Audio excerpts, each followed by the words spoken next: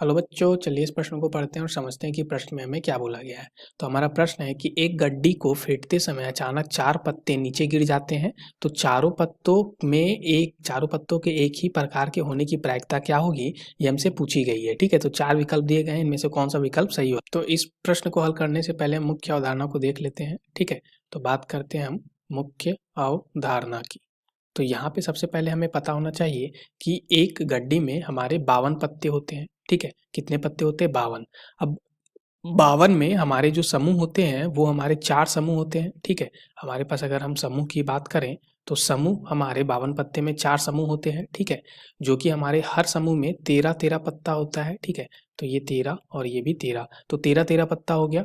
और यहाँ पे अगर हम बात करें तो हर 13 यहाँ पे जो 4 समूह होता है वो कौन-कौन सा समूह होता है? तो यहाँ पे अगर हम बात करें तो पहला पान मान लो, दूसरा हमारा यहाँ पे चिड्डी, यहाँ पे हमारा क्या होता है?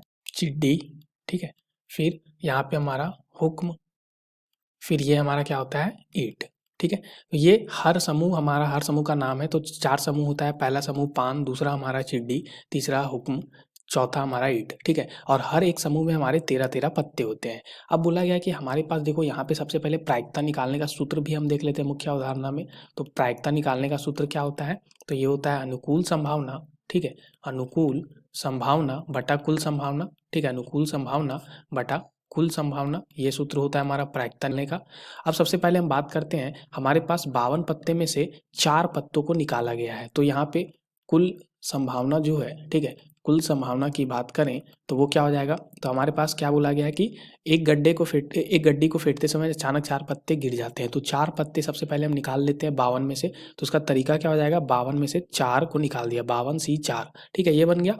और अगर हम अनुकूल संभावना की बात करें तो अनुकूल संभावना, ठीक है, अनुकूल संभावना क्या हो जाएगा? तो चारों जो पत्ते हैं वो एक ही समूह की होनी चाहिए। यानी कि 4 समूह था, 4 समूह में कोई एक समूह का हमारा होगा, तो या तो वो पान का होगा, या तो चिड्डी का, या हुक्म से, या ईंट से होगा। और हर एक में 13 पत्ते होते हैं, तो या तो हमारा पहला वाला यानी कि पान से आया होगा तो 13C1। ठीक है, और फिर हमारा क्या हो जाएगा? माफ़ कीजिएगा, चारों के चारों पत्ते हमारे 13 में से होंगे, यानी पान में से होंगे, तो 13C4।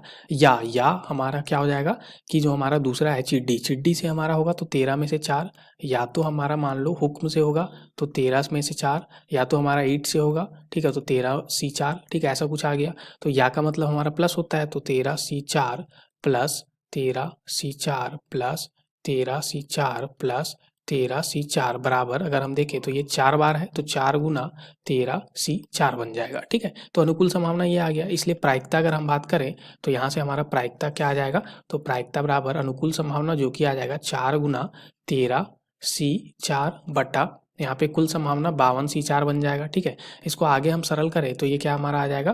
तो देखो, हमें पता है कि NCR का सूत्र होता है n का क्रमगुणित बटा r का क्रमगुणित गुणा n माइनस r का क्रमगुणित। ठीक है, तो यहाँ पे हम क्या लिख सकते हैं इसको? तो 4, अब 13C4 को हम क्या लिख देंगे? तो 13 का क्रमगुणित बटा 4 का क्रमगुणित गुणा 8 का क्रमगुणित। ठीक है, माफ़ कीजिएगा, यहाँ पे हमारा क्या आ जाएगा? तो ये 13 है, इसलिए ये हमारा क्या बन जाएगा? 9 का क्रमगुणित बन जाएगा यहाँ पे। ठीक है, तो यहाँ पे हम लिखें तो ये बन जाएगा 9 का क्रमगुणित। ठीक है, और ये हमारा नीचे में क्या बन जाएगा? 52 का क्रमगुणित बटा 4 का क्रमगुणित गुणा यहाँ पे क्या बन जाएगा? 48 का क्रमगुणित। ठीक है, अब देखो इसको आगे अगर सरल करें तो यहाँ पे क्या आ जाएगा? ये 4 का क्रमगुणित से ये 4 का क्रमगुणित कट जाएगा। अब यहाँ पे अगर हम इसको आगे सरल करें तो ये लिखा हुआ है 4 गुना, यहाँ पे 13 के क्रमगुणित को लिख सकते हैं, 13 गुना 12 गुना 11 गुना 10 गुना 9 का क्रमगुणित, और नीचे में हमारा 9 का क्रमगुणित है बटा यहाँ पे हमारा क्या है? तो ये हमारा 52 का क्रमगुणित बटा 48 का क्रमगुणित। तो ये हो जाएगा 52 गुना 51 गुना 50 गुना 49 गुना 48 का क्रमगुणित बटा 48 का क्रमगुणित। ये इससे कट गया, ये इससे कट गया। ठीक है, अब देखो यहाँ से अगर हम देखें तो ये 4 को भी हम काट सकते थे, तो अब इसको अगर हम काटें तो यहाँ से हमारा क्या आ जाएगा? तो ये देखो, ये 13 और जो 4 है, ठीक है, ये मिलके हमारा क्या बन जाएगा? तो 13 चौक 52 होता है। ठीक है, तो ये हमारा इससे कट जाएगा। ठीक है, दूसरा चीज़ अगर हम देखें तो यहाँ पे हम देख सकते हैं कि ये यहाँ पे अगर हम देखें तो 1 0 से 1 0 हमारा यहाँ पे कट गया। ठीक है, तो ये क्या बच? 3 से इसको अगर हम काटें तो 3 चौक क्या होता है? 12 होता है। ठीक है, और यहाँ पे 17 दिया 51 होता है। तो ये क्या बच गया? अब हमारा प्रायिकता आ जाएगा 4 गुना 11 ऊपर में बच रहा, नीचे में क्या बच रहा? 17 गुना 5 गुना 49। ठीक है, तो ये हमारा क्या आ जाएगा यहाँ से? 44 बट्टा 17 गुना 5 गुना 49 करें तो ये बन जाएगा 41 65। ठीक है, ऐसा कुछ आ गया। तो यही हमारा क्या हो जाएगा? अभिष्ट प्रायिकता। ठीक है, तो ये आ गया हमारा प्रायिकता। अब दिए गए विकल्प में हम देखते हैं कि कौन सा विकल्प हमारा मैच कर रहा है, तो 44/41 कोई भी विकल्प नहीं है, इसलिए दिए गए विकल्पों में हमारा चौथा विकल्प जो होगा बिल्कुल सही विकल्प होगा। आशा करते हैं आपको इस प्रश्न का हल समझ में आ गया होगा। धन्यवाद बच्चों।